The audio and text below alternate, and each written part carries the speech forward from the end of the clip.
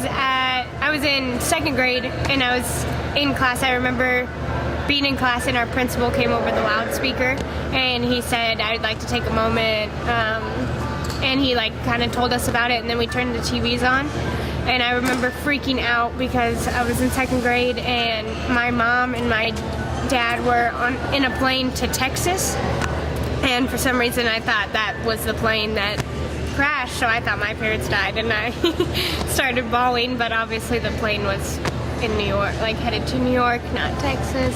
I have a faint memory of, everyone tells me what they were doing on 9/11, but I honestly wouldn't be able to tell you. I know I was young, second grade, and yeah, every time this day comes, every year, I hear all these different stories of what everyone was doing, how they were affected by it. I'm still affected by it year to year, but I couldn't tell you what I was doing the exact date. I was here in Sioux City, and it was my first Tuesday class ever teaching at Briar. And so I was at home in the morning eating breakfast, watching CNN when I saw the smoke coming out of the first tower. And then on my drive here to Briar to go to my first class, we were on trimesters then, so it was my first Tuesday class, I learned of the second attack, and then spent the whole day here at school, with students trying to figure out what happened.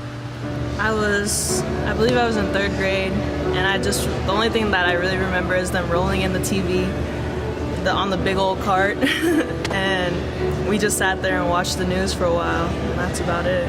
I was in third grade in elementary school, second level of our building, same classroom, and just remember that, they wouldn't really tell us what was going on, but we knew something was wrong because our teachers were all talking in the hallway, and you knew something was going on, but since we were only in third grade, no one would tell us what was going on, so we had to go home and ask our parents.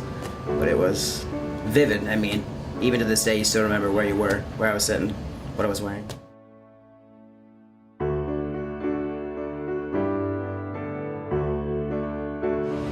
I remember specifically when about a year and a half later, my cousins lived in Oregon, and they wanted us to fly to go to a wedding up there. And I remember almost not go, my mom had to force me to go because I was not going to go because I was so scared. And I still know people today who don't fly, and then of course we've been living through this war for the majority of my life, and I guess it just makes us a little more cautious, and even in the airport, security is different for us than it used to be. It really depends, because some people it affected their families, and others it wasn't really relevant to them. So I guess it just depends on the person.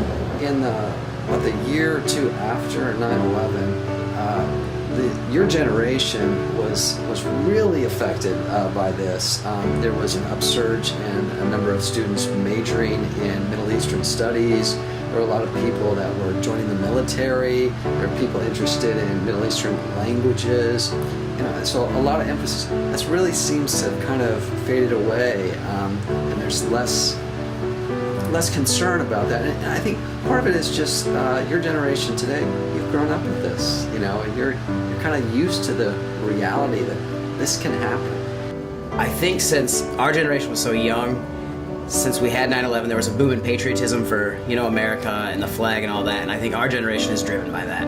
We're very much, don't mess with America, you did, you see what happens, but now it's kind of gotten us into trouble around the world. But I think it definitely shapes our mindset, especially compared to our parents who had seen other things. But for us, this is our defining moment, the thing that we've experienced that we'll tell our kids, yeah, we were there, 9/11 happened, we remember.